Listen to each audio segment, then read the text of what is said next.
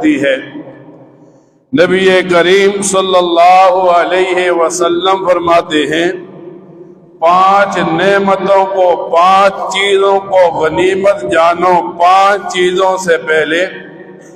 فرمایا سب سے پہلے زندگی کو غنیمت جانو موت سے پہلے۔ جب تک انسان زندہ رہتا ہے چھوٹی سے چھوٹی نیکی بھی کرتا ہے اس کا نامہ اعمال بھاری ہوتا چلا جاتا ہے۔ پھر جب انسان زندگی کے اس وقت کو گزار دیتا ہے، موت کا وقت آتا ہے تو انسان کے اپنے اعمال بند ہو جاتے ہیں۔ اب موت کے بعد یہ انسان دوسروں کا محتاج بن جاتا ہے۔ تو نبی کریم صلی اللہ علیہ وسلم فرماتے ہیں تم اپنی زندگی کو غنیمت اور نعمت جانو اپنی موت سے پہلے۔ پھر فرمایا اپنی فرصت کو غنیمت جانو مشغول ہونے سے پہلے۔ ایک انسان فارغ ہوتا ہے لیکن اپنے فارغ ہونے کو گناہوں کے اندر لٹا دیتا ہے۔ پھر ایک وقت آتا ہے کہ یہ آدمی چاہتا ہے میں زیادہ سے زیادہ نیکیاں کروں، لیکن اللہ تعالیٰ کسی ایسے کام میں مشغول کر دیتا ہے کہ اب یہ انسان چاہتے ہوئے بھی نیکی نہیں کر سکتا۔ پھر نبی کریم صلی اللہ علیہ وسلم فرماتے ہیں اپنی جوانی کو غنیمت جانو اپنے بڑھاپے سے پہلے۔ اس وجہ سے جوانی میں تھوڑا سا عمل بھی بڑھاپے کے بوجھ سے عمل کے مقابلے میں زیادہ ہوتا ہے۔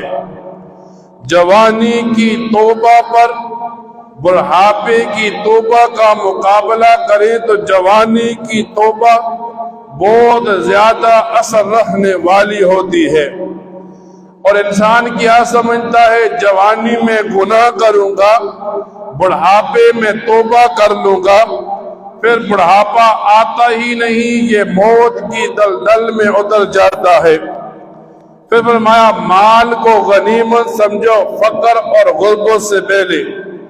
جب مال آیا تو کچھ لوازمات زکوٰۃ کے، صدقات کے، عشر کے لازم ہو گئے، لیکن بعض علماء لکھتے ہیں بعض دفعہ یہ فقر اور غریبی انسان کو مایوسی اور کفر میں لا کر کھڑا کر دیتی ہے۔ پھر فرمایا صحت کو غنیمت سمجھو بیماری سے پہلے، کہ آدمی صحت میں جو عمل کرتا ہے اس کا ثواب زیادہ ملتا ہے، اور جو بیماری کی حالت میں تھوڑا ٹوٹا بوٹا عمل کرتا ہے اس کا ثواب کم ملتا ہے۔ اب ایک انسان جب دنیا میں آیا اور دنیا میں آنے کے بعد گناہ کیے، اب اس نے زندگی کی ان فرصتوں کو ٹال دیا، ختم کر دیا، تو علماء لکھتے ہیں اللہ تعالیٰ اس گنہگار انسان مسلمان کو 3 طریقوں سے سزا دیتے ہیں۔